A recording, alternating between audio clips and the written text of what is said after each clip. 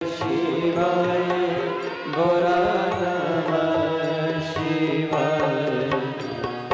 नमः शिवाय। ओम नमः शिवाय।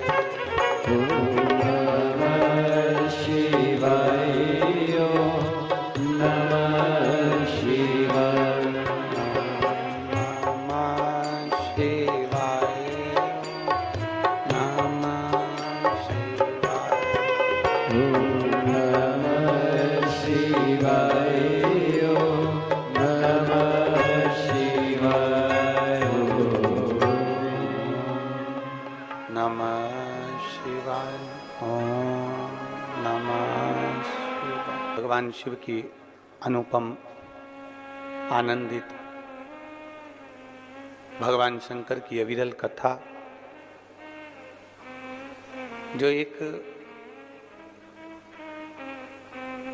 संपूर्ण जीवन का एक आनंद करने वाली है। कहीं ना कहीं भगवान देवाधिदेव महादेव की कृपा, करुणा, उनकी उदारता, जो कहीं पूर्वजों का आशीर्वाद रहा है और पुण्य देवाधिदेव महादेव की कृपा से एकत्रित हुआ है, तो ये सभी परिवार यजमान पद ग्रहण करे हैं। छत्तीसगढ़ की इस पवित्र धरा पर ऑनलाइन शिव महापुराण की कथा संपूर्ण छत्तीसगढ़वासी ही नहीं, संपूर्ण विश्व इस कथा का लाभ ले रहा है। कौटि कौटि पुण्य हमारे और आपके प्रबल हुए हैं, जिससे आप और हम सभी मिलकर भगवान शिव की अविरल कथा का लाभ ले रहे हैं।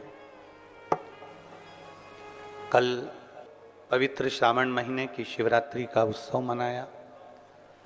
करोड़ों भक्तों ने अपने अपने घरों में रहकर भगवान शंकर की पार्थिव लिंग का पूजन किया,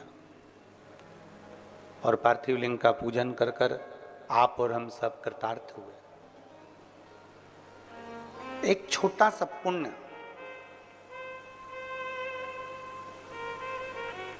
एक छोटा सा सत्कर्म यदि हमारे जीवन में हो जाए,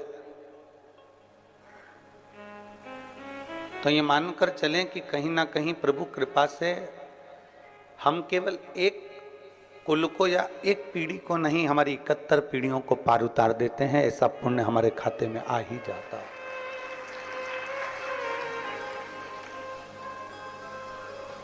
कहीं शिव कृपा से, हमने पहले भी कथाओं में कहा, कमाया कमाया कमाया, आखिरी में जोड़ा जोड़ा और फिर संसार में ही छोड़ा। उसका भोग हमने नहीं किया, उस भोग से हम वंचित रहे। पर कमाने के बाद यदि कहीं आप और हम कहीं अच्छी जगह पर पहुंच जाएं, अच्छी जगह बैठ जाएं, तो ये समझिए कि ये कहीं हमारे पूर्वजों का, हमारे माता पिता की पुण्याई है। एक आप लोगों ने देखा होगा, जितने भी श्रोता भाई बहन आस्था चैनल पर कथा सुन रहे हैं, फेसबुक यूट्यूब पर कथा श्रवण कर रहे हैं, आप लोगों के स्मरण में होगा कि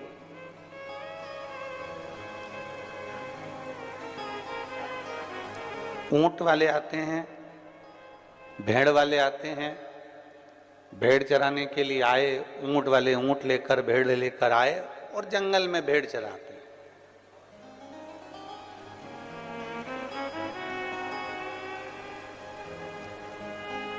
ऊंट वाले ऊंट लेकर आए हैं, भेड़ वाले भेड़ लेकर आए हैं, और वो जंगल में चला रहे हैं। पर जो समझदार होता है, जो चतुर होता है, जो विद्वान होता है, इसकी विद्वत्ता क्या कहती है कि जिस कोई गरीब बड़ा है, कोई साधारण है, और उसके पास में खेत के अंदर खाद डालने का पैसा नहीं है, उसके पास में खेत में दवाई डालने का पैसा नहीं है, खाद डालने का पैसा नहीं है, तो वो चतुर व्यक्ति क्या करता है कि वो ऊंट वाले से कहता है, भेड़ वाले से कहता है, भैया तुम एक काम करो, ये भेड़ों को हमारे खेत में ठहरा दे। इन भेड़ों को हमारे खेत में इनको बिठा दो। यदि आप इन भेड़ों को हमारे खेत में बिठा दोगे, इन भेड़ों को हमारे खेत में अगर विराजमान कर दोगे, बिठा दोगे, ये आवाज आ रही ना गुनगुन, ये बंद करो ना।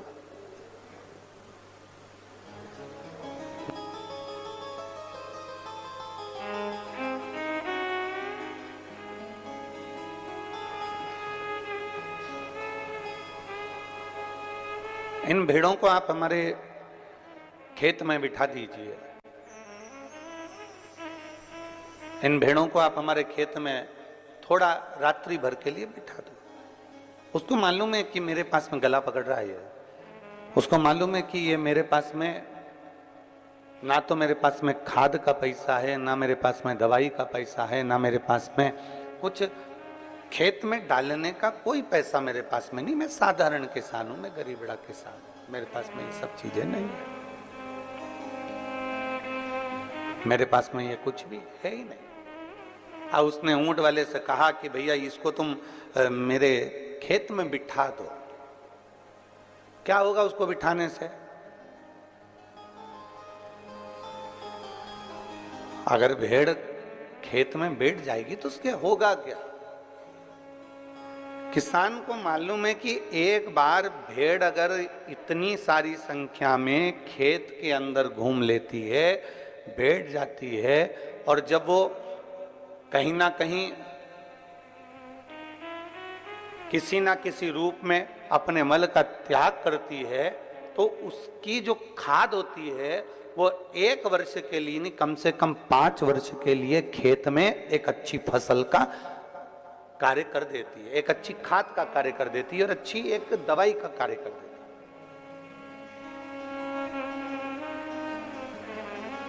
किसान को मालूम है कि मेरे पास में इतना धन नहीं है, किसान को मालूम है कि मेरे पास में इतना पैसा नहीं है। उसने एक ही काम करा कि इन भेड़ों को मेरे खेत में बिठा दो। वो बैठ जाएगी ना तो बस उतने में मेरा काम हो जाएगा और मेरा 5 साल तक अच्छा चल जाएगा, केवल बैठने से। और यही शिव महापुराण की कथा कह रही है कि आपको मालूम है कि हमारे पास में धन नहीं, दौलत नहीं, संपदा नहीं, वैभव नहीं, सत्ता नहीं, हमारे पास में कुछ भी नहीं है। मान लो हमारे पास कुछ है ही नहीं।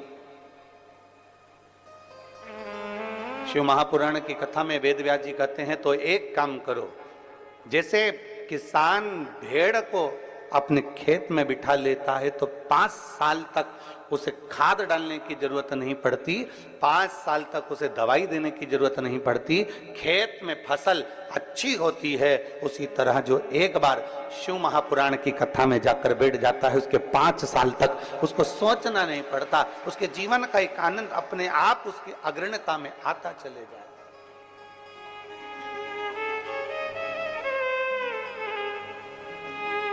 अपने आप वो आगे बढ़ता चले जाता है, अपने आप लोग तो ये शास्त्र में तो हम लोग भेड़ का अगर चरित्र पढ़ रहे हैं तो 5 साल का बोलते हैं, पर शिव महापुराण की कथा तो यहाँ तक कहती है कि आपने अगर भगवान शिव की पवित्र कथा में, भगवान शंकर के मंदिर में, भगवान शंकर के शिवालय में, भगवान शंकर के भक्त के लिए, शिव भक्त के लिए शिवालय में या कथा में या अन्य रूप से अगर हमने 98 भी खर्च करी है तो उसको एक छोटी सी डायरी में लिख के रख लेना चाहिए कि हमने इतनी तारीख को ये रुपया यहाँ खर्च किया है, पुराण में, शिवालय में या शिव भक्त के लिए किया गया है, उसको लिख कर रखो। 3 महीने बाद जब हमको आपके आसपास में कथा हो तो जरूर बताना कि मैंने इतना दिया था, मेरे बाबा ने उसको बढ़ाकर चौगुना कर कर दिया कि नहीं। एक शिव भक्त, एक भगवान शंकर की अविरल भक्ति, भगवान शिव की उपासना, भगवान शंकर की अविरल भक्ति को, भगवान शंकर की अविरल भक्ति को हम धारण करें। और तेरी कृपा बिना एक भी अणु लेते हैं श्वास, तेरी कृपा से बखान क्या करूं मैं राखों के ढेर का, चपटी भभूत में है खजाना कुबेर का। हे गंगाधार मुक्ति द्वार ओंकार तू, बोले ओंकार तू, आयो शरण की आय शंभु तार तार तू। हमने अगर 1 रुपया भी खर्च करा है, हमने 1 रुपया भी शिवालय में, देवालय में शिव भक्त के लिए कहीं ना कहीं लगा दिया गया है, उसको लिख के रखो कि हमने 1 रुपया दिया है।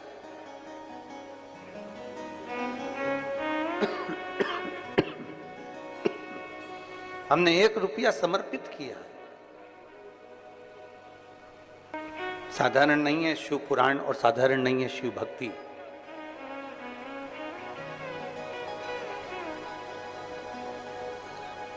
लाखों, हम लाखों कह रहे हैं, जितने आस्था चैनल पर कथा सुन रहे होंगे, जितने फेसबुक यूट्यूब पर कथा सुन रहे होंगे, जितने ऑनलाइन कथा सुन रहे होंगे, और जितने इस पवित्र छत्तीसगढ़ की धरा में इस हॉल में बैठकर भगवान शिव की पवित्र कथा का रसपान ग्रहण कर रहे हैं, उनकी चित्तवृत्ति में ये बात होगी। हम लाखों कर रहे हैं, पर लाखों नहीं, करोड़ों शिव भक्त, करोड़ों बेटा बेटी, करोड़ों शंकर के भक्त, लाखों शिव भक्त श्रावण के महीने में 2 लोटा जल भगवान शंकर को समर्पित करते हैं। लाखों भक्त, करोड़ों भक्त 2 लोटा जल भगवान शिव को समर्पित करते हैं। अब उन शिव भक्तों से पूछा जाए कि तुमने पिछले वर्ष भी कावड़ भरी थी, तुमने पिछले वर्ष कावड़ भरी थी, उस कावड़ का फल क्या मिला? तुमने पिछले वर्ष 2 लोटा जल चढ़ाया, उस 2 लोटे जल का फल क्या मिला? कोई उनसे पूछे कि शिव पुराण का, शंकर की अविरल भक्ति का फल क्या है?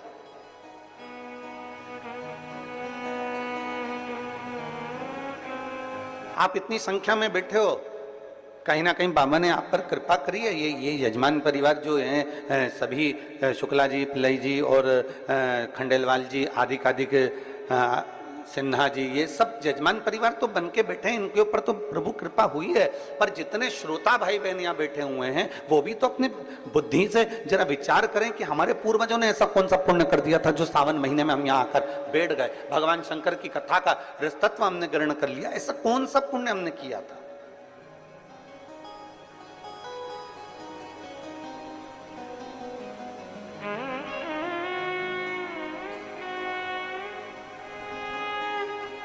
ऐसा पुण्य हमने कौन सा किया है? ऐसा सत्कर्म हमने कौन सा किया?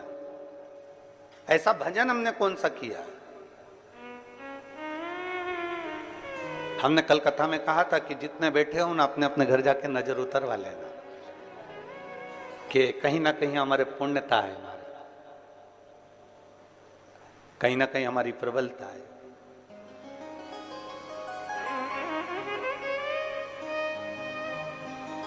और बड़ी, वो कहते हैं,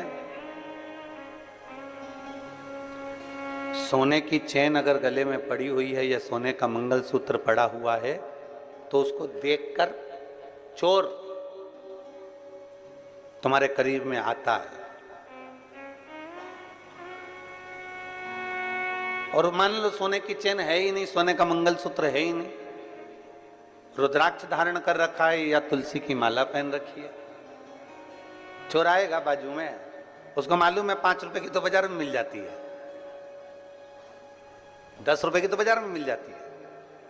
जब कोई व्यक्ति मरता है तो मरने वाले व्यक्ति के शरीर पे से सारा सोना रात को ही उतार लिया जाता है, संपूर्ण सोना।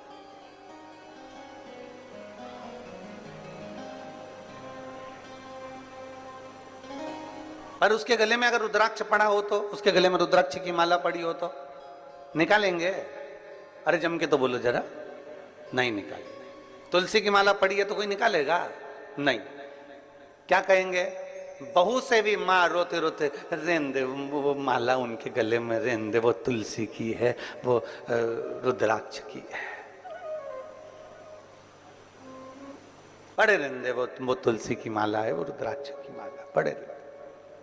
क्यों? क्योंकि उसको मालूम है कि ये तुलसी की माला, ये रुद्राक्ष की माला, ये पड़े रहने दे, ये किसी इसके भले कीमत नहीं है। सोना निकाल लो, अंगूठी निकाल लो, चेन निकाल लो, दादी के कानों में अगर बुंदा लगा है तो बुंदा निकाल लो, मुर्की लगी है तो मुर्की निकाल लो, लौंग नथ पहनी है अच्छी बड़ी सारी तो नथ निकाल लो, ये सब कुछ निकाल लिया जाएगा। हाथ की अंगूठी हो, पाँव का हो, हाथ का तगड़ी हो, कमर कस हो, जो कुछ होगा सारा निकाल लिया जाएगा। और वहीं अगर तुलसी की माला है, वहीं अगर रुद्राक्ष की माला है और वो पड़ी हुई है तो कोई नहीं निकालेगा। और ये समझने वाला विषय है कि भले वो ना निकाली जाए, सब कुछ निकाल लिया जाए, और वो अगर तुलसी और रुद्राक्ष की माला हमारे गले में पड़ी हुई है तो ये तुलसी और रुद्राक्ष का मन का हमें ना जाने कितने कितने नरकों से बाहर निकालते हुए परमात्मा की शरणागति प्रदान करा दे। कितने नरकों से निकालता हूं। और मैंने तेरे ही भरोसे बाबा, तेरे ही भरोसे हवा बिच उड़ती जावांगी बाबा, डोर हथो छड़ी ना मैं कट्टी जावांगी। भोले मैं तेरी पतंग, शंभू मैं तेरी पतंग, हवा बिच उड़ती जावांगी बाबा, डोर हथो छड़ी ना मैं कटी जावांगी। एक तुलसी की माला, एक रुद्राक्ष हमारे जीवन को सुख प्रदान कर देता, हमारे जीवन को आनंदता प्रदान कर देता। एक बेलपत्र हमारे जीवन को सुख प्रदान कर देता। हम शंकर भगवान का एक लोटा जल समर्पित करते हैं, शिव की भक्ति करते हैं, शंकर को एक लोटा जल चढ़ाते हैं, वो हमें कितना फल देती है, कितना फल देती है। एक कथा आती है, बड़ी सुंदर प्रसंग है, जरा स्मरण करिएगा सभी। जितने चैनल पर कथा सुन रहे हैं, जितने ऑनलाइन कथा सुन रहे हैं, सब अपनी चित्तवृत्ति में रखिएगा इस कथा। एक राजकन्या थी, बड़ी सुंदर थी, बड़ी सुंदर। और राजकन्या इतनी सुंदर, इतनी बढ़िया, इतनी सुंदर, इतनी सुंदर, वो राजकन्या इतनी सुंदर कि उसको देखकर देवता भी आकर्षित हो जाए। इतनी सुंदर राजकन्या, इतनी सुंदर। अब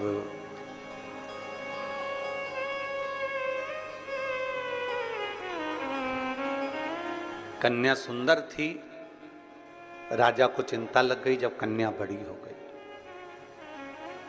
कन्या बड़ी हुई और चिंता लगी।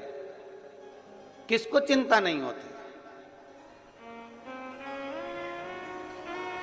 और आज के जमाने में हम तो निवेदन करना चाहेंगे, बेटों की शादी की चिंता करो, बेटियों की शादी की मत करो। क्यों? क्योंकि बेटी इतनी मेहनत कर लेती है, इतनी लगनता से काम कर लेती है कि बेटी के लिए तो ढेरों संबंध आना चालू हो जाते हैं। उसकी लगनता, उसकी मेहनत उसको आगे बढ़ा देती है। और बेटों की चिंता इसलिए करना जरूरी होती है कि पिता अपने बेटे को काम पर लगा देता है, जा दुकान देख ले, जा व्यापार देख ले, जा ये कर ले, जा वो कर ले। करता वो भी है मेहनत, ऐसा नहीं कि मेहनत नहीं करता।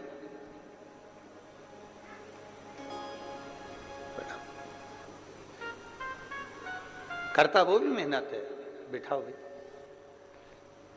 ऐसा नहीं कि वो मेहनत नहीं करता है, उसके पास में मेहनत करने का कुछ क्रम नहीं होता, वो मेहनत करता है, करता। पर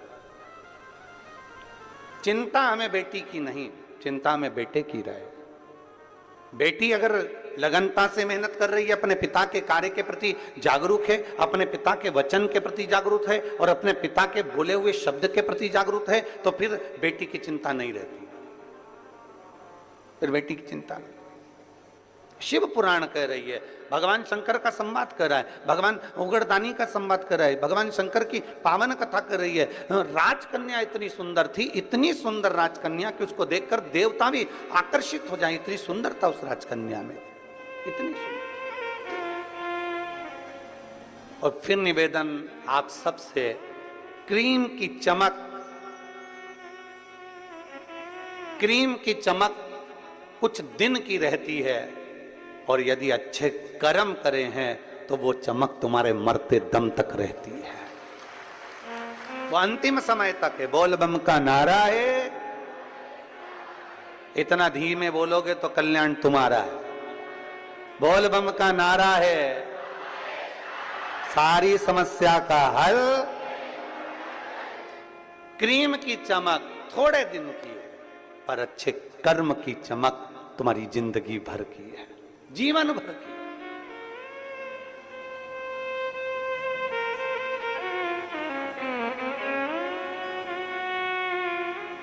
अभी हम कल देख रहे थे कि वो शुक्ला जी हैं आप, है आप, कल हम देख रहे थे भजन में आपको, धर्मपत्नी का तो नहीं कर रहे पर आपको हम कह रहे हैं। जब भजन चल रहा था आपको किसी से मतलब नहीं था, पर आपका नृत्य शंकर को रिझाने के लिए ऐसा जोरदार कमर से आनंद लेते हुए नाच रहे थे कि हमारा भी मन कर रहा था कि हम भी नीचे उतर कर आपके साथ आ जाए। इतनी इतनी भोलेपन से, इतनी सहजता से, और अवस्था देखो क्या कितनी होगी, कितने साल की हो है? 66। नजर उतरवा लेना। प्रणाम।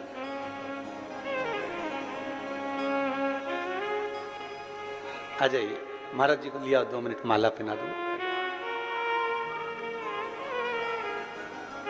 एक सहजता का भाव, एक सरलता का भाव, एक नम्रता का भाव, एक विनम्रता का भाव।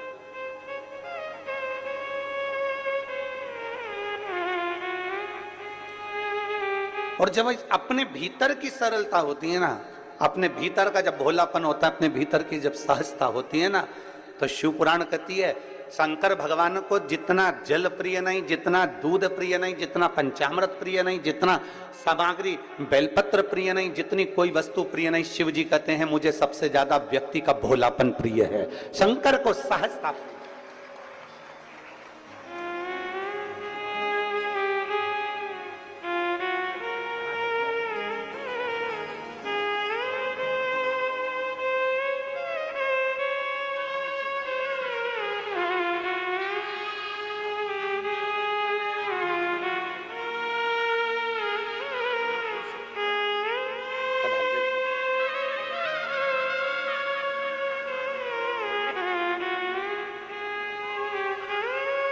शिव तत्व की प्राप्ति, भोलापन जितना होगा आपके भीतर, वो सहजता का भाव शिव के करीब लेकर जाए। जितने भोले होगे आप उतने शंकर के पास हो। पर निवेदन एक ही है,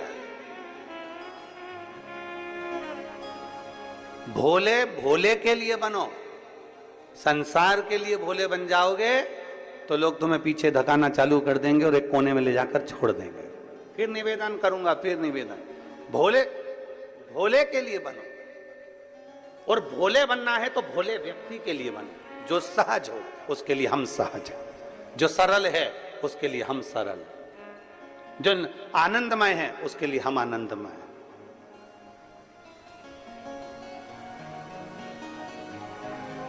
राजकन्या बड़ी सुंदर थी, देवता भी उसको देखकर आकर्षित हो जाए, इतनी सुंदर थी। पिता के मन में थोड़ा सा भाव जागृत हो गया। पिता के मन में लगा कि मेरी बेटी, इसका विवाह करना है मुझे, और मैं विवाह करना, इतनी सुंदर है, इतनी सुंदर है। अब मैं किसी ज्योतिषी को बुलाऊं और ज्योतिषी को बुलाकर इसको जरा दिखाऊं कि मेरी बेटी का भाग्य क्या कहता है।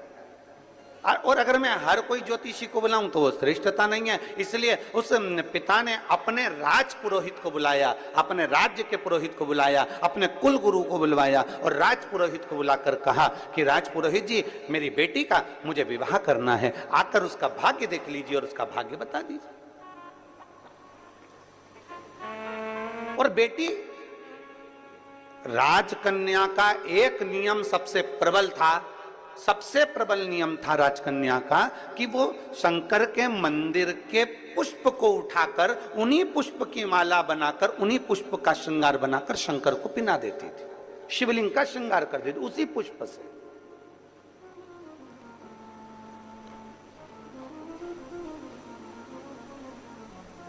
जैसे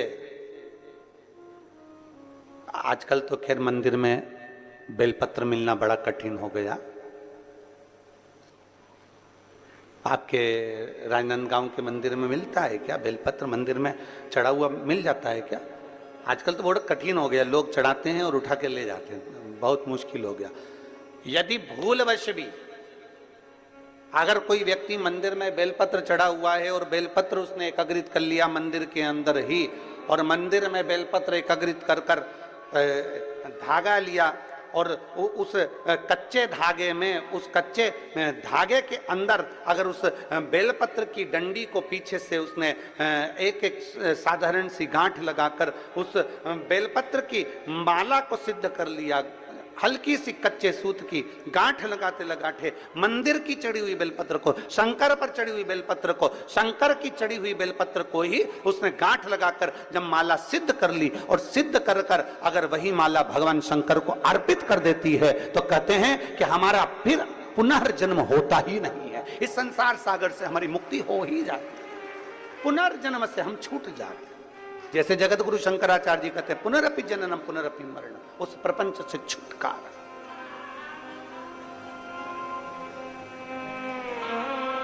अब कई लोग ऐसे होते हैं कि वो पत्ती में छेद कर देते हैं, नहीं। शिव महापुराण की कथा कहती है चाहे बेलपत्र हो चाहे तुलसी पत्र हो, चाहे बेलपत्र हो चाहे तुलसी पत्र हो, इन दोनों पत्ती के अंदर सुई को नहीं पिरोना चाहिए। बेलपत्र के अंदर भी सुई को नहीं डाला जाता और तुलसी पत्र के अंदर भी सुई को नहीं डाला जाता, दोनों पत्र में। हाँ, कच्चे धागे से आप उसमें डंडी में गांठ लगाकर भगवान शंकर को माला धारण कर सकते हो, पर कौन सी बेलपत्र? फिर से बोलो जरा जम के, कौन सी बेलपत्र? जम के आवाज आना चाहिए। जो शंकर भगवान पर चढ़ी हुई है वही बेल धोया, माला सिद्ध करी और वही माला मेरे देव अधिदेव महादेव को समर्पित कर दी, वही माला। नामीश मीशा निर्वाण रूपम विभुम व्यापकं ब्रह्मवेद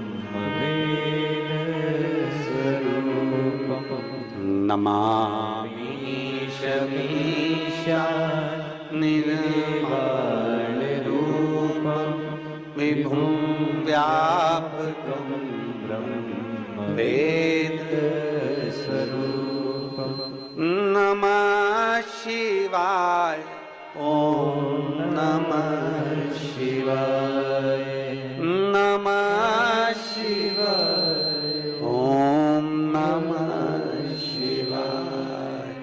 नमामि शमीशा निर्वाण रूपं विभुं व्यापकं ब्रह्मवेद स्वरूपं नमामि शमीशा निर्वाण रूपं विभुं व्यापकं ब्रह्मवेद। शिव को चढ़ा हुआ पुष्प शंकर को वापिस समर्पित, शंकर का बेलपत्र शंकर को वापिस समर्पित, तेरा तुझको अर्पण क्या लागे मेरा, मेरा है क्या?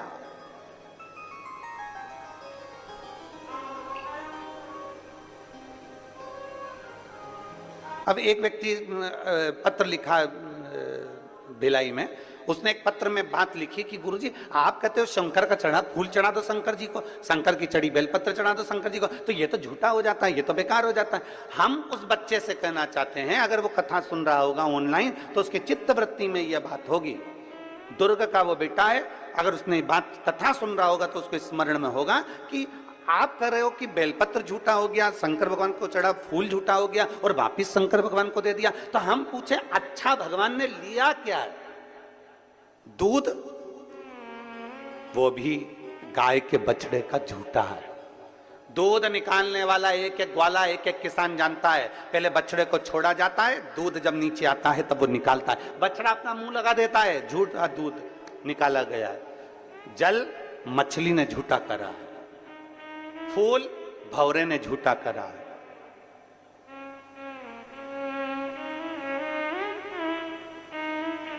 और जब मेरा भोलेनाथ झूठा जल स्वीकार कर सकता है, झूठा फूल स्वीकार कर सकता है, झूठा दूध स्वीकार कर सकता है, तो अपन कौन से सत्यवान है?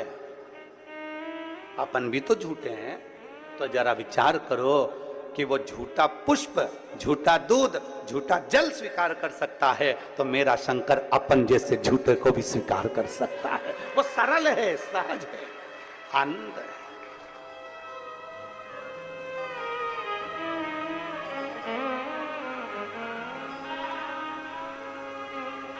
जो बहुत भगवान के सामने जब भी जाओ ना, पूरा पूरा अपना अभिमान, पूरा अहंकार, पूरी अभिमत्ता सब बाहर छोड़ दो, सब कुछ बाहर। अपनी अभिमत्ता अपन को लेके परमात्मा के पास जाना ही नहीं है। निर्मल होकर जाइए, एकदम सहज होकर जाइए। आप ऑफिसर अपनी जगह पर, आप मिनिस्टर अपनी जगह पर, आप आपका पद, आपका धन, आपकी दौलत अपनी जगह पर शिव के सामने सब शून्य है, शंकर के सामने सब शून्य है।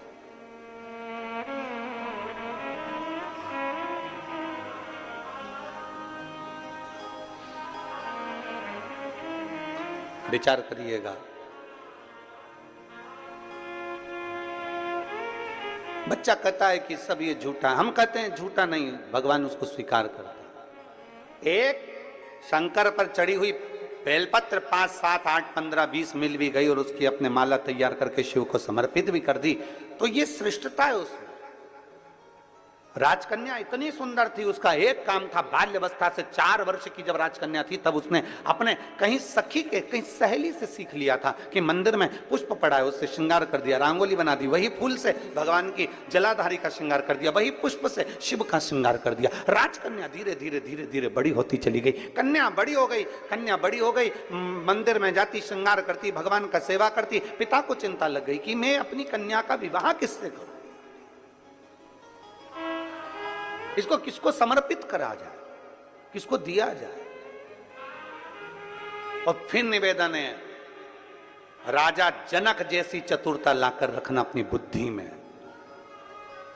बेटी का विवाह करने से पहले राजा जनक जैसी विद्वत्ता लेकर आओ। राजा जनक ने एक संकल्प किया था, मेरी बेटी का विवाह मैं उसी के साथ करूंगा जो धनुष को उठाएगा, चढ़ाएगा, मैं बेटी उसको ब्याह दूंगा।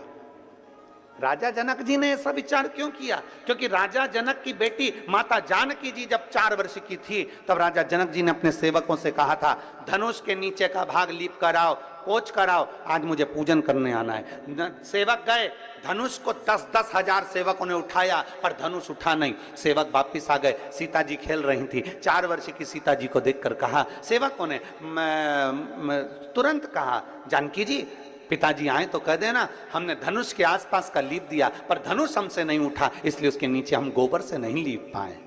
आप कह दोगी ना? सीता जी ने कहा, क्या काका तुमसे धनुष नहीं उठा? चलो मैं उठाती हूं, तुम लीप देना। सीता जी गई, 4 वर्ष की माता जानकी जी ने अपने उल्टे हाथ से धनुष को उठा लिया, सीधे हाथ में गोबर लेकर लीप दिया और धनुष को रख दिया। जनक जी जब पूजन करने के लिए आए, जनक जी जब पूजन करने के लिए आए तो जनक जी ने देखा कि आज धनुष के नीचे का भाग पहली बार लिपा हुआ है। ये किसने लीप दिया? सबने कहा जानकी जी ने लीपा है। जानकी, 4 साल की जानकी, बुलाओ सीता को। जानकी को बुलाया, जानकी बेटा तूने ये धनुष कैसे उठा लिया? उसने कहा पिताजी बिल्कुल सरल था, उल्टे हाथ से सीता जी ने अपने पिताजी के सामने धनुष उठाया, गोबर लिया और लीप के बताकर धनुष को रख दिया। जनक जी ने विचार कर लिया, मेरी बेटी अगर उल्टे हाथ से धनुष उठा सकती है तो इसका पति वो होगा जो धनुष को उठाएगा, चढ़ाएगा, तोड़ देगा, मैं बेटी उसके साथ ब्याह दूंगा। अर्थात जनक जी जैसी विद्वत्ता लेकर आना है। अपनी बेटी विद्वान है तो उससे दुगना विद्वान उसका वर होना चाहिए। अपनी बेटी ज्ञानवान है तो उससे दुगना ज्ञानवान उसका वर होना चाहिए। अपनी बेटी चतुर है तो उससे चतुर उसका वर होना चाहिए। अपनी बेटी सुंदर है तो उससे सुंदर उसका वर होना चाहिए। अपनी बेटी बुद्धि विवेक में प्रबल है तो बुद्धि विवेक में प्रबल उसका वर होना चाहिए। हम क्या देख लेते हैं? एक पेट्रोल पंप देख लो, एक गाड़ी देख लो, एक बंगला देख लो, ये देख लो, वो देख लो और बेटी का विवाह कर दो। क्या मतलब? अगर तुम्हारी बेटी में विद्वत्ता है और भगवान ने उसको अगर लायक बनाया है तो 4 पेट्रोल पंप खड़े करने की जवाबदारी भी तुम्हारी बेटी रखती है, उसका दम रखती है। आप इतना सहज में कोई मिलेगा कि नहीं मिलेगा, अच्छा पेट्रोल पंप दिख रहा है, इच्छा पेट्रोल पंप दिख रही, अच्छी गाड़ी दिख रही है, अच्छा बंगला दिख रहा है, अच्छा धन दिख रहा है, और मालूम पड़े तुमने बेटी का विवाह कर दिया और लड़की शादी कर कर चली गई, और पेट्रोल पंप गाड़ी बंगला तो सब देखा, पर बेटी के लिए वर अच्छा नहीं देखा। रात को 1-1 बजे तक आ रहा है, मालूम पड़े टन्न होकर आ रहा है, दोस्तों के साथ बैठा रहता है, 1 मिनट का समय उसको अपनी पत्नी के लिए नहीं है। जब भी घर में आता है ऐसा बोलता है कि घर में क्लेश हो जाता है, और तुम सोच रही हो कि पेट्रोल पंप से गुजारा हो जाए, तुम सोच रही हो गाड़ी और बंगले से गुजारा हो जाए। एक बात आपसे कहें, बाप बेटी को विदा करता है ना, सारा सोना चांदी कपड़े लत्ते जेवर आभूषण सब देकर भेजता है। बोलो बोलो, सही है कि गलत है? जब बाप बेटी को विदा करता है और बाप को मालूम पड़ जाए कि लड़का अच्छा नहीं है, मेरी बेटी का सम्मान नहीं करता, आदर नहीं करता, सत्कार नहीं करता, इसने सब बर्बाद करके रखा है, बच्चों पर ध्यान नहीं देता, तो ईमानदारी से बोलो, बाप जमाई की इज्जत करेगा? अरे बोलो तो रे, करेगा इज्जत? नहीं करेगा।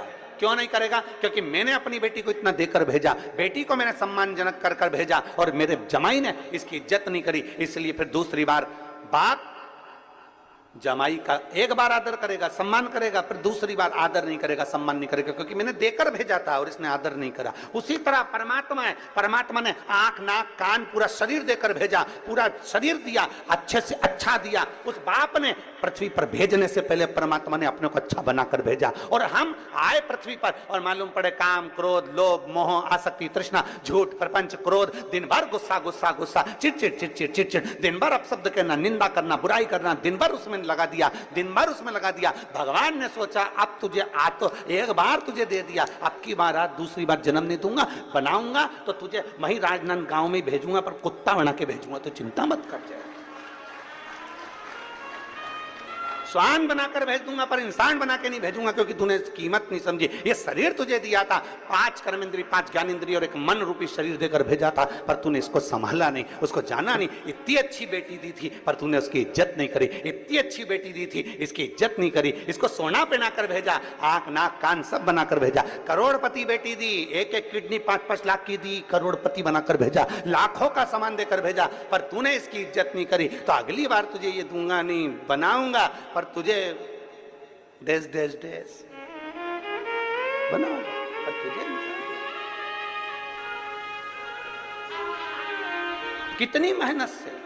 बेटी की शादी करने से पहले जनक जी की कथा का स्मरण करिएगा, बेटी का विवाह करने से पहले जनक जी की कथा का स्मरण करिएगा कि बेटी समझदार है तो उससे दुगना समझदार उसका वर होना चाहिए। गाड़ी बंगला पेट्रोल पंप जमीन जायदाद नहीं देखना, सबसे पहले देखो कि जिस लड़के के साथ बेटी बिहार रहे हैं वो लड़का आपकी बेटी की इज्जत करेगा कि नहीं करेगा, आपकी बेटी का सम्मान करेगा कि नहीं करेगा। मालूम पड़े धन तो बहुत है पर क्या करे, क्या पेट्रोल पंप की पेट्रोल को खाएगी, ये गाड़ी बंगले को मुख में लेगी? नहीं। अपने पति के 2 शब्द प्रेम के मिल जाएं, आदर के शब्द मिल जाएं, बस बहुत है।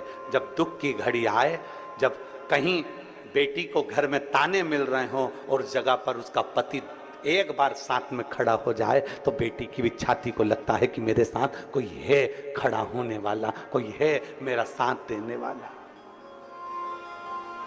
मालूम पड़े वो तो दोस्त के साथ बैठा है,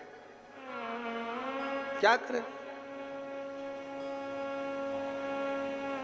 राजकन्या की शादी करना बड़ी सुंदर है, पर शंकर जी से वो तो स्नेह कर कर बैठी है, शिव जी की पूजन करती है, शंकर भगवान का भजन करती है, शंकर जी की प्रीति रखती है, शिव जी का श्रृंगार करती है, शंकर भगवान का अनुमोदन करती है।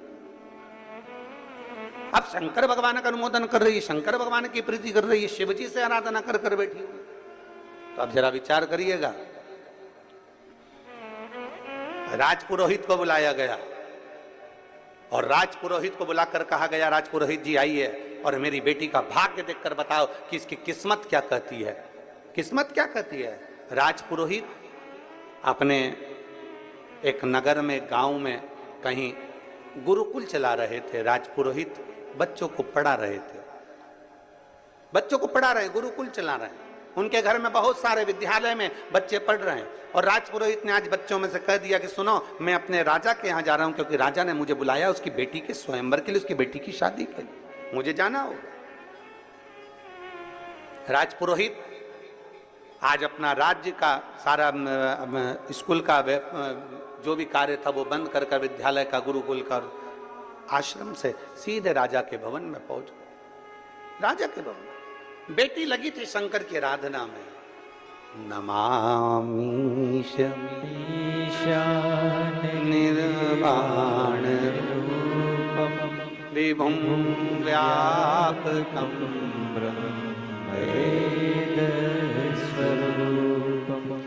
नमः शिवाय। ओम नमः शिवाय। नमः शिवाय। ओम नमः शिवाय। नमामि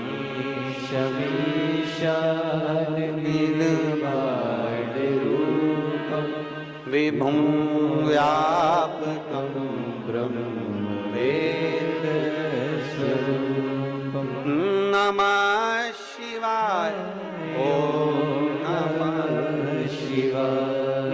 नमः शिवाय। ओम नमः शिवाय। लगी बेटी भगवान शंकर की आराधना, श्रृंगार बना रही है, शिव के मंदिर को सजा रही है, शंकर के शिवलिंग को सजा रही है, भगवान शंकर का श्रृंगार कर रही है, शिव का श्रृंगार।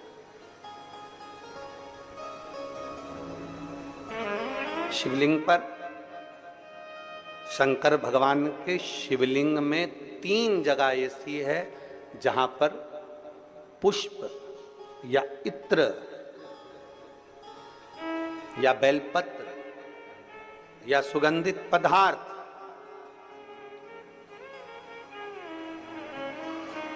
भगवान शंकर को समर्पित करा जाता है तो रोग से निवारण होता जाता है। 3 स्थान समझेंगे। ये शिवलिंग जलाधारी अशोक सुंदरी का स्थान मध्य में, इधर गणेश का स्थान, इधर षडानंद कार्तिकेय का स्थान। 3 स्थान हैं जहां पर बन सके। अगर आपको लगता है कि मैं जांच कराने के लिए डॉक्टर के पास जा रही हूं और डॉक्टर ने बोला है कि कोई बड़ी बीमारी तुमको लगती है तो जांच कराने जाओ, डॉक्टर बोले जांच कराओ, जितनी रिपोर्ट होना आना चाहती है आए, पर उससे पहले अगर 3 जगह पर इत्र समर्पित कर दिया जाए, इत्र हो या सुगंधित कोई पुष्प हो, इत्र या सुगंधित पुष्प, 3 स्थान पर अगर इत्र समर्पित किया जाए तो वो स्थान और इत्र समर्पित कर कर आप जाओ फिर जांच कराओ, मना नहीं, पर वो 3 स्थान बताएगा। पहला स्थान अशोक सुंदरी और भगवान शंकर का जो शिवलिंग रखा है उसके बीच में जो अशोक सुंदरी और शंकर भगवान के शिवलिंग के बीच में एक जगह खाली पड़ी रहती है। अशोक सुंदरी का स्थान पूर्ण होगा, शिवलिंग होगा, उसके बीच में एक स्थान खाली होता है। उस स्थान पर अगर जिस समय पर भगवान शंकर के जिस अशोक सुंदरी और शिवलिंग के बीच में जो स्थान है वहां पर अगर इत्र लगाया जाए, दूसरे नंबर पर शिवलिंग के ऊपर से लेकर नीचे के मध्य भाग में, जहां मध्य भाग है ये शिवलिंग, ये नीचे का भाग और मध्य भाग में अगर इत्र लगाया जाए, और तीसरा भगवान शंकर का जो जल नीचे की ओर गिरता है, जहां जो पट्टी रहती है पानी नीचे आने की, उस पट्टी पर अगर इत्र लगाया जाए, ये 3 स्थान इत्र लगाने के होते हैं। अगर वहां लगाया जाए तो कैसा भी रोग हो आपकी जांच अच्छी ही आएगी, बेकार नहीं आ सकती। आप कितने ही करा लें उसको। एक शंकर भगवान के शिवलिंग का 3 जगह पर इत्र या 3 जगह पर सुगंधित पुष्प लगाया जाए।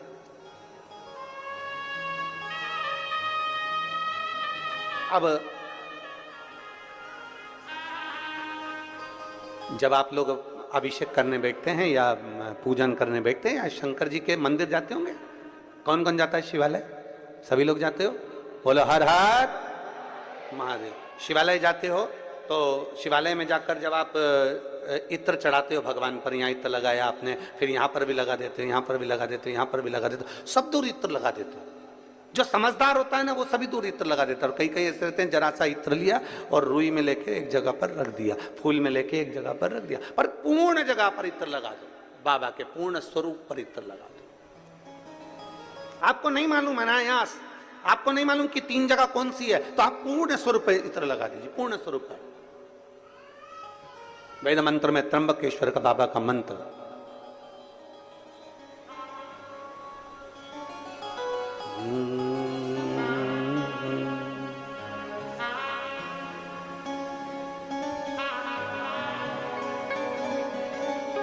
महामृत्युंजय मंत्र, वेद मंत्र का बड़ा सुंदर मंत्र, जिसका हम उच्चारण पूर्ण रूप से नहीं करते हैं व्यासपीठ से, उसको हम मंत्र को मन में गुनगुनाते हैं। एक बार आप भी बाबा के मंत्र को मन में गुनगुनाइए।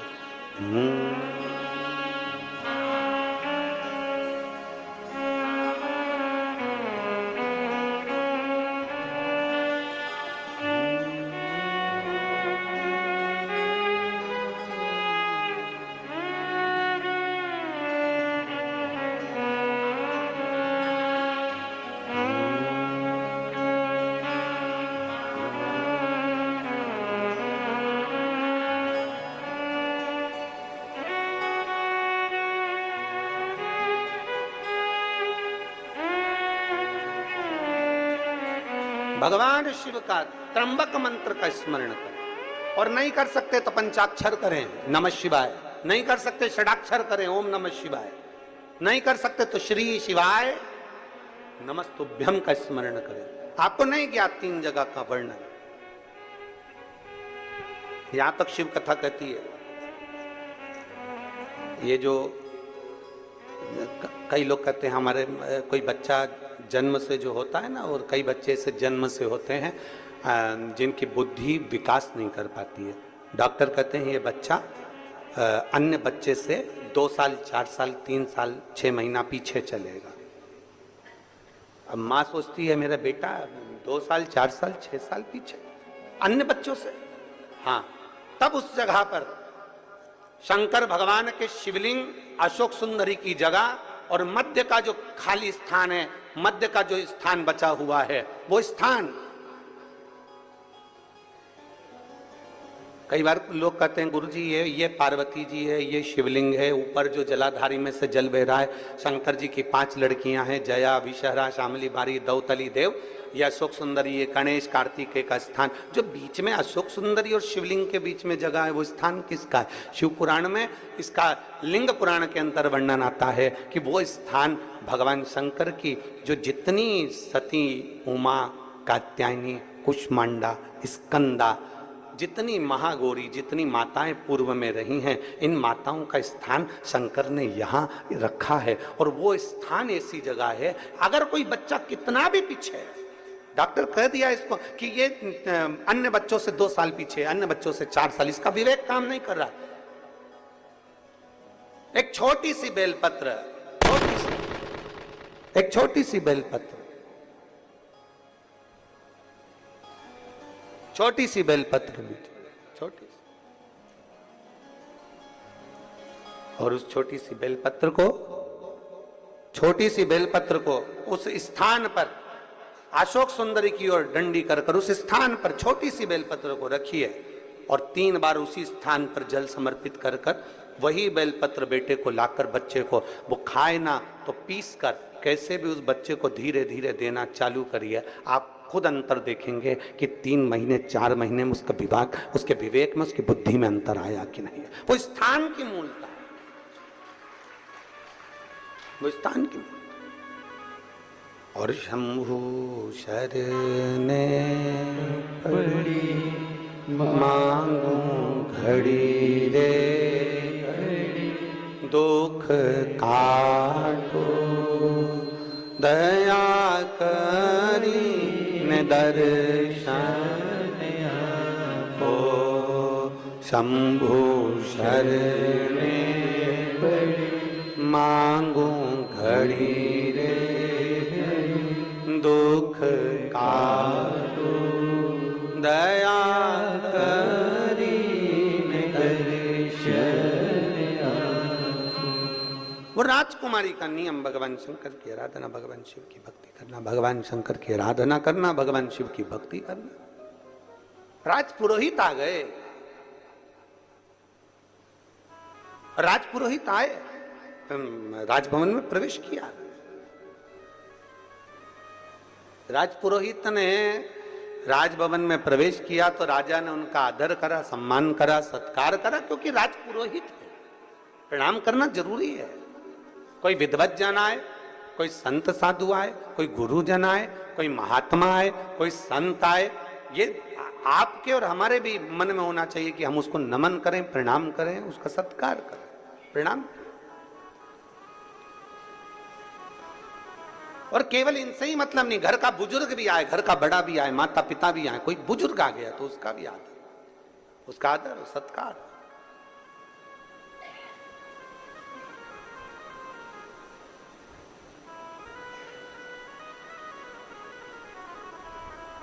महाराज देखा, राजपुरोहित आए, कहा महाराज जी बेटी का भाग्य देखना है। बेटी का भाग्य? हाँ, ये बेटी का भाग्य देखकर बताओ, ये उसकी जन्म लग्न है, ये उसकी पात्रिका है, और आप उसका भाग्य देखिए, उसका भाग्य देखिए कैसा है। राजपुरोहित ने विचार करा कि मैं भाग्य देख रहा हूं, पत्रिका देख रहा हूं, बेटी का भाग्य देख रहा हूं, पर भाग्य बड़ा प्रबल है इसका, बहुत प्रबल, बहुत प्रबल है। ये जिसके यहां जाएगी उसके यहां 4 चांद लगा देगी। बहुत लक्ष्मी इसके चरण में, बहुत भाव है इसका, बड़ा भाव। पर राजपुरोहित ने कहा कि इतना भाग्य प्रबल है इसका, मैंने ज्योतिषी के हिसाब से उसको देख लिया, पर मैं चाहता हूं कि उस लड़की को एक बार देखूं। राजा तेरी बेटी को मुझे देखना है। वो बेटी कहाँ है? मुझे तेरी बेटी से मिलना है। बेटी को बुलाया राजा। मंदिर में सूचना गई, शिवालय में बेटी लगी थी भगवान शंकर की आराधना में। शंभो शरण पड़ी मांगू घड़ी रे दुख काटो दया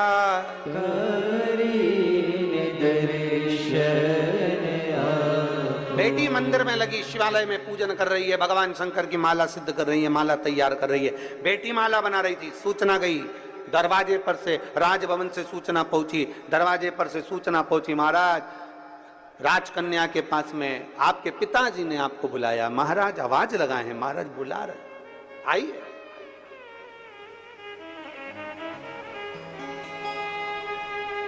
बेटी ने आवाज लगाकर कहा, पिताजी से कह दो जब तक माला सिद्ध नहीं हो जाती तब तक मैं नहीं आती।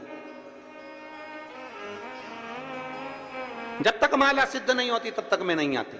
माला सिद्ध हो तो फिर मैं आऊंगी।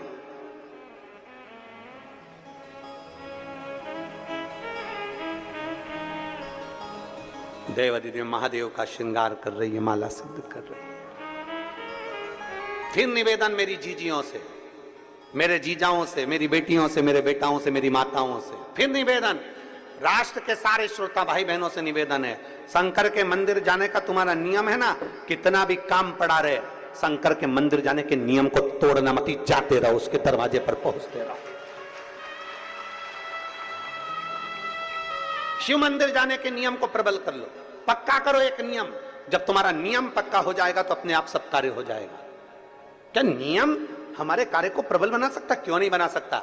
एक व्यक्ति ने सुन लिया कि कोई नियम लेना चाहिए, एक गुरुजी ने कह दिया नियम ले, कोई सा भी नियम ले पर ले, तो उस व्यक्ति ने नियम ले लिया कि मेरे पास में कुमार रहता है, मैं सुबह से कुमार का मुंह देखूंगा। घड़ा बनाने वाला कुमार, मिट्टी के बर्तन बनाने वाला कुमार, उसका मैं मुंह देखूंगा। नियम ले कोई सा भी, उसने नियम ले लिया, जब तक मिट्टी के बर्तन बनाने वाले कुमार का, मेरे पड़ोसी का मुंह नहीं देख लूं तब तक मैं खाना नहीं खाऊंगा। नियम लिया। अब रोज नियम से कुमार का मुंह देखता।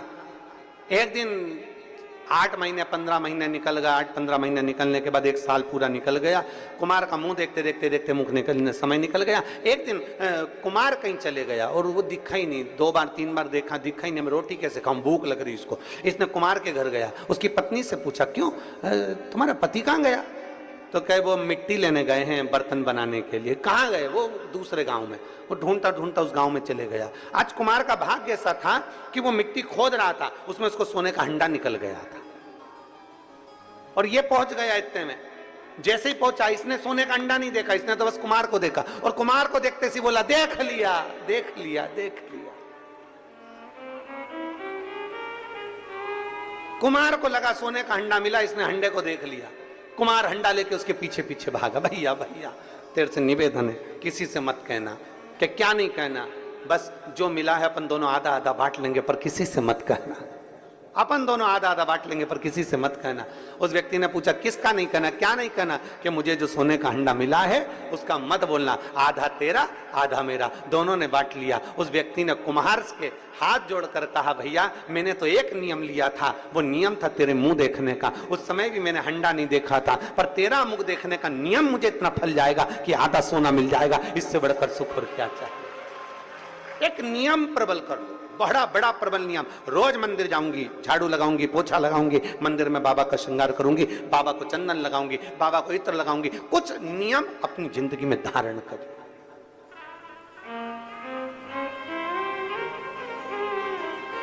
हम तो यहां तक कहते हैं, आप कोई दूसरा नियम नहीं ले सकते तो एक नियम ऐसा ले लो, अपने दुकान जाते हो ना, अपनी सर्विस पर जाते हो ना, अपनी नौकरी पर जाते हो ना, अपनी ड्यूटी पर जाते हो ना, तो एक नियम ले लो। अभी कोई से भी रास्ते से जाते थे, पर एक नियम बना लो, शंकर जी का मंदिर जिस रोड पर पड़ता है, घर से निकलकर सबसे पहले उसी मंदिर के सामने से निकल कर जाऊंगा। आप मत जाओ मंदिर के अंदर। कौन बोल रहा है? कौन बोल रहा है मंदिर के अंदर जाओ? मंदिर के बाहर से चले जाओ, प्रणाम भी नहीं करना मत करो, तुम तो अपनी गाड़ी चढ़ा भुड़ भुड़ भुड़ भुड़ से निकल जाओ। कौन कह रहा है? पर नियम तो बनाओ कि मैं आज से नियम लेता हूं, मैं अपनी ड्यूटी पर जाऊंगा, अपनी नौकरी पर जाऊंगा, अपनी दुकान पर जाऊंगा। शंकर जी के मंदिर, अभी तक दूसरे रास्ते से जाता था, मेरे नजदीक में जो शंकर का मंदिर उसके सामने से जाऊंगा। मत प्रणाम करो, मत देखो शिखर को, मत प्रणाम करो, मत जल चढ़ाओ, उसके सामने से तो निकल जाओ।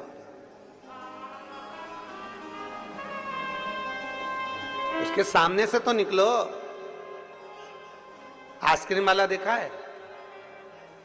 आते हैं राजनांदगांव में आइसक्रीम बेचने वाले, वो बजाते हैं, और डमरू उसके पास रहता है, लंबा डंडा वाला, बजाते हैं। कोई जरूरी है? उसका काम है डमरू बजाना, और चिल्लाता आइसक्रीम आइसक्रीम। और अंदर जो बच्चे होते ना, दादी दादी दादी, एक धर के, सर्दी हो रही ना, चुप बैठ, खांसी हो रही ना, नहीं अभी मौसम अच्छा नहीं है, तू नहीं खाएगा, नहीं पिएगा।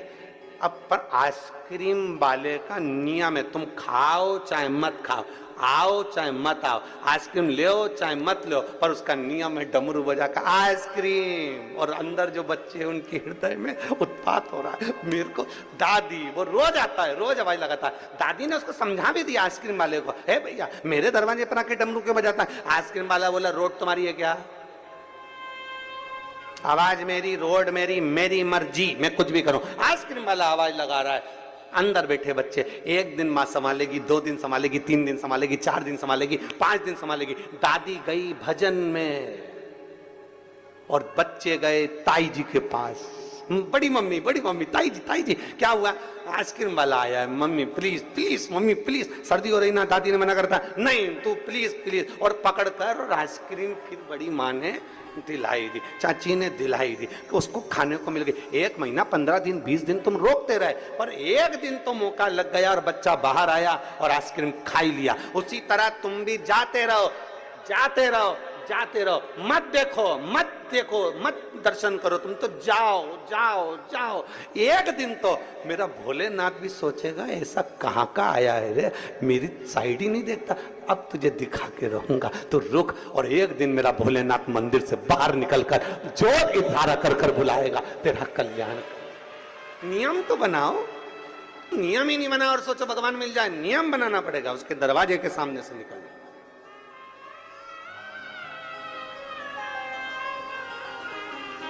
एक कथा बहुत पहले हमने सुनाई थी कि एक भक्त भगवान नहीं सुन रहे थे तो मंदिर जाता था, पर पानी लेकर जाता था, पानी लेकर जाता था, शंकर जी पे नहीं चढ़ाता था। शंकर जी 2-3 महीने हो गए शिव जी पे जल नहीं चढ़ाता, और आसपास चढ़ा के आ जाता, पर शंकर जी पे नहीं चढ़ाता। शंकर जी को लगा कितना एबला है? बताओ कितना एबला है। शंकर जी ने पार्वती से कहा, रोज मंदिर आता है और जल लेके आता है, चढ़ाता नहीं है। अब जरा विचार करिए,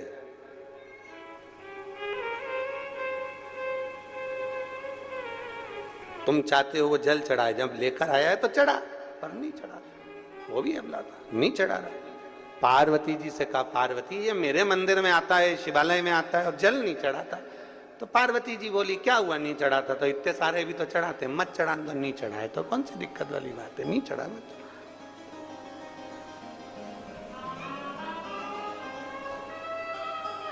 2-3 महीने निकले, अब शंकर जी से रिया नहीं गया। एक दिन शंकर जी उसके पीछे पीछे उसके घर तक चले गए और एक बच्चे का रूप रखकर उसका हाथ पकड़कर बोले, काका तू मंदिर में सब दूर जल चढ़ाता है और मुझे जल नहीं चढ़ाता, शिव को जल नहीं चढ़ाता, क्यों? काका ने कहा, शंकर हमारी नहीं सुनता इसलिए नहीं चढ़ाते। उसी समय शिव जी प्रकट होकर बोले, कल से सुनूंगा, पर तू अभी चल के जल चढ़ा, अभी चल जल चढ़ा। भोला है मेरा शिव, अड़भंगा है मेरा शिव। और शीश गंगा की धार, गले सर्पों का महादेव, बोले कैसे करूं तेरी सेवा, तेरी सेवा में जल ले आई, उसे मछली भी झूठा कराई, जल कैसे चढ़ाऊं, बोले कैसे रिझाऊं महादेवा, बोले कैसे करूं तेरी सेवा। शीश गंगा की धार, गले सर्पों का हार, महादेवा, बोले कैसे करूं तेरी सेवा। कैसे करें हम सेवा, कैसे करिए जाए, हम कैसे प्रार्थना करें, कैसे निवेदन करें? एक नियम अपने भीतर बनाइए, उस नियम को अपने भीतर बनाओगे तो शिव प्रसन्न हो। एक बेलपत्र का, एक लोटे जल का, पूरा विश्व एक लोटे जल का नियम बनाया है। पिछले वर्ष कई करोड़ लोगों ने शिव भगवान शंकर का पार्थिव पूजन किया था और इस साल उससे बढ़कर लोगों ने पार्थिव पूजन किया। मतलब ये अंदाजा है कि लोग एक लोटा जल शिव जी के मंदिर में चढ़ाते हैं तो उनका नियम पक्का होते चले जा रहा है। जब हम कोई नियम बना लेते हैं तो मेरे महादेव को तुम्हारा भंडार भरने के लिए आना ही पड़ता है।